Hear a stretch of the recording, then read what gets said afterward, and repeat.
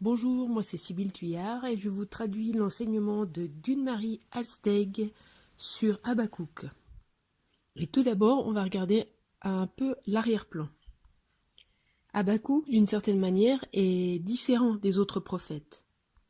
Il parle aussi de colère et de jugement, mais il se concentre aussi beaucoup sur le dialogue et les questions qu'il a à poser à Dieu. Par exemple, mais Dieu, pourquoi est-ce que tu fais rien par rapport à la méchanceté ? Et quand Dieu répond mais si, le prophète remet encore en question les réponses de Dieu. D'une certaine manière, Habakkuk lutte avec Dieu pour mieux comprendre ses réponses. En fait, il lutte avec des questions que beaucoup d'entre nous, on a aussi aujourd'hui. Comme par exemple, pourquoi est-ce qu'il y a tellement de mal dans le monde ? Et pourquoi Dieu ne fait-il rien ? Le livre d'Habakkuk m'a vraiment encouragé à poser les questions à Dieu et à continuer à demander quand je ne comprends pas les choses. Je pense que c'est un livre qui nous aide à mieux comprendre Dieu et son caractère. On ne sait pas grand-chose sur le personnage d'Habakkuk. Il semble que son nom veut dire celui qui étreint, qui embrasse. Ce livre est le seul endroit de la Bible où il est mentionné. Mais la tradition juive pense qu'il est le fils de la Sunamite qui avait été ramené à la vie par Élie, dans 2 Rois 4,16. Habakkuk est aussi mentionné dans l'histoire de Bel et le dragon, et aussi dans une addition au livre de Daniel, qui sont tous les deux des livres apocryphes. Pour mieux comprendre le livre d'Habakkuk, il faut essayer de bien comprendre le cadre dans lequel il a été écrit. D'abord, on va regarder dans le livre lui-même. On n'a pas beaucoup d'indices dans le texte lui-même par rapport à l'époque dans laquelle Habakkuk a vécu. Et il y a un débat par rapport aux dates. Tout d'abord, au chapitre 1, versets 2 à 4, Habakkuk décrit la méchanceté dont il est le témoin. Donc on peut se demander, mais qui sont ces méchants et quand est-ce qu'ils ont vécu ? Le problème que l'on voit ici, c'est que la loi est paralysée et que la miséricorde a disparu. Le prophète Jérémie a aussi dû confronter des responsables, et c'est possible que ce soit le même genre de problème ici. Le deuxième point, c'est au chapitre 1, verset 6, c'est « Je fais surgir les Chaldéens ». Les Chaldéens, c'est un autre nom pour les Babyloniens. Donc, à quelle époque est-ce que les Chaldéens étaient-ils en train de monter en puissance ? Le troisième point, aussi au chapitre 1, les versets 15 à 17, il semble que Habakkuk a une certaine connaissance de la manière dont les Babyloniens fonctionnent, la manière dont ils s'emparent d'un peuple après l'autre. Donc, à partir de ces indices, on se pose la question, mais à quelle époque est-ce qu'ils font référence ? Le discours du prophète pouvait correspondre à plusieurs époques. Tout d'abord, une époque plus ancienne, de 670 à 628 avant Jésus-Christ, ou une période plus tardive, de 614 à 597 avant Jésus-Christ. Donc, le prophète pouvait aussi bien avoir parlé à l'époque du roi Manassé, comme à l'époque juste avant que le roi Jéhoïakim soit emmené captif. Donc, on va regarder d'abord à la date la plus ancienne. La date la plus ancienne pouvait être placée au milieu du règne de Manassé, à l'époque d'Amos, ou aussi pendant les premières années du règne de Josias, avant qu'il fasse ses réformes. Les arguments en faveur de ces dates sont les suivants. Manassé était le fils du roi Ézéchias, un roi qui avait effectué beaucoup de réformes et qui avait emmené le peuple à adorer à nouveau Dieu. Mais Manassé a été considéré comme le pire roi de Juda, et il a régné plus de 50 ans. Manassé a détruit tout le travail que son père avait fait, et il a de nouveau adoré les idoles. Manassé est aussi mentionné dans les chroniques assyriennes, comme l'un des rois qui a fait des dons pour le palais de Essaradon à Ninive. Manassé n'était pas un roi qui a conduit le peuple selon la loi, mais plutôt l'opposé. Il a plutôt entraîné le peuple dans l'adoration de toutes sortes d'idoles, Et ensuite, c'est son fils Amon qui lui a succédé. Et Amon a continué dans cette mauvaise voie. Après quelques années, il fut tué par ses serviteurs, et c'est son fils Josias qui lui a succédé, à l'âge de 8 ans. Et le roi Josias a été considéré comme un très bon roi. Il a fait toute une série de réformes pour ramener le peuple vers l'Éternel. Mais avant que ces réformes soient faites, le peuple vivait encore à la manière dont Manassé et Amon les avaient conduits. Et dans la première partie du règne de Josias, il devait certainement y avoir encore de la violence, de l'injustice et un manque de respect de la loi. Donc la violence et les mauvaises actions qui sont décrites dans le chapitre 1, les versets 2 à 4, correspondent bien au règne de Manassé et d'Amon, mais elles peuvent correspondre aussi à la première partie du règne de Josias. Donc à laquelle de ces périodes Habakkuk faisait-il référence?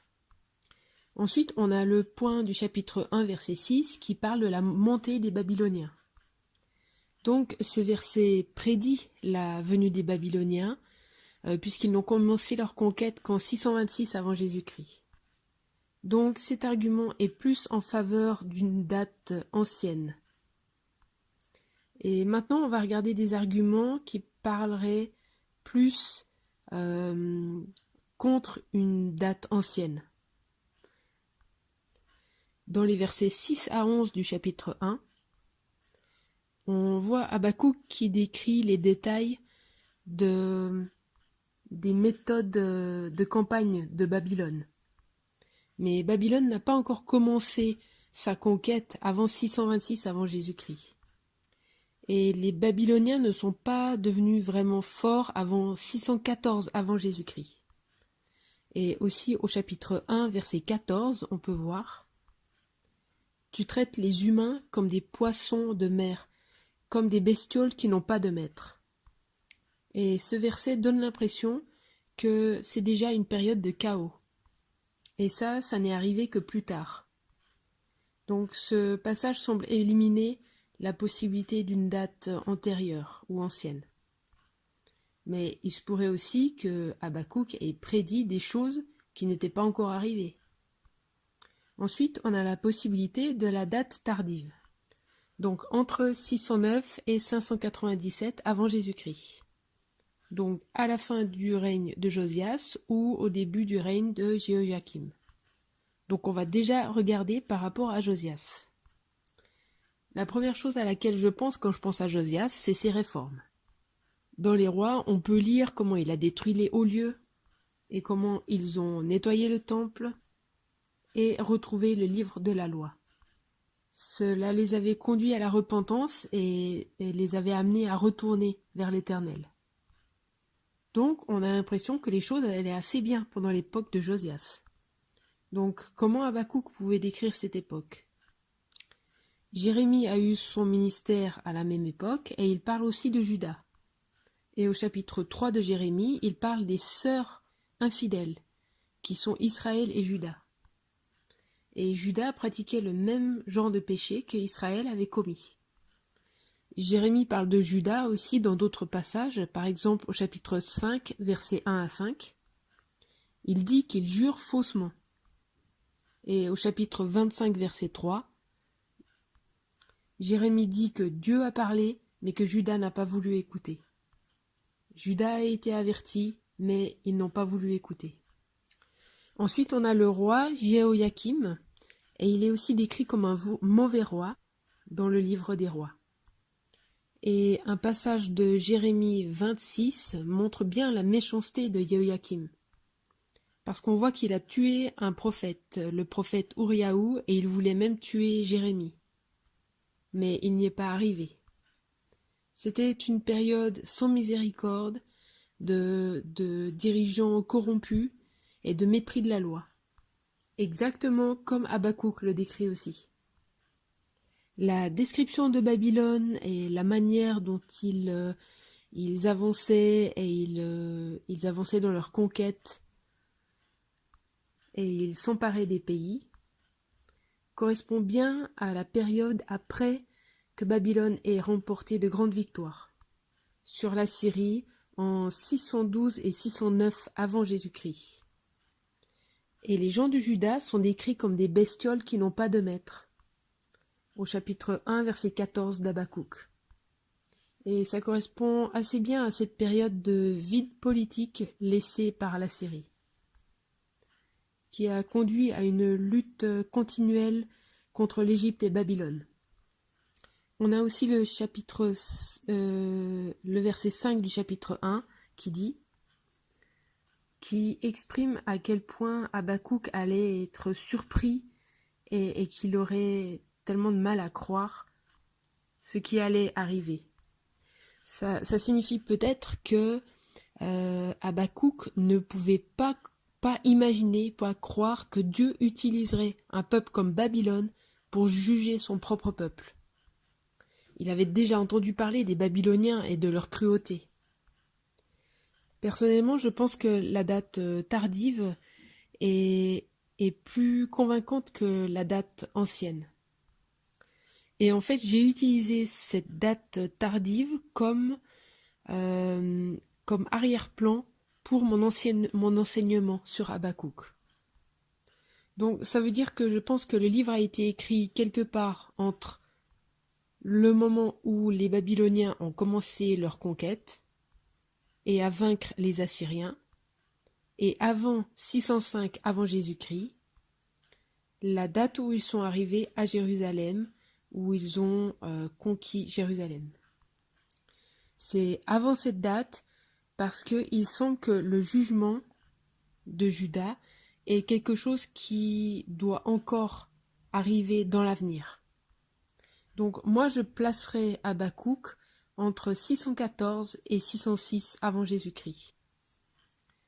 Là je viens de passer rapidement sur plusieurs dates que vous avez sur votre chronologie ici. Mais dans mon prochain enseignement, lorsqu'on va parcourir le texte, je parlerai un petit peu plus des Babyloniens. Mais je vous encourage à regarder les documents que j'ai mis à disposition par rapport à Habakkuk. Ils vous donneront plus d'informations sur l'arrière-plan. Et là, je termine avec cette ligne du temps, avec quelques dates importantes. Peut-être que vous les connaissez déjà toutes, puisque vous avez déjà étudié d'autres livres de cette période. Mais c'est toujours bien de bien connaître le contexte.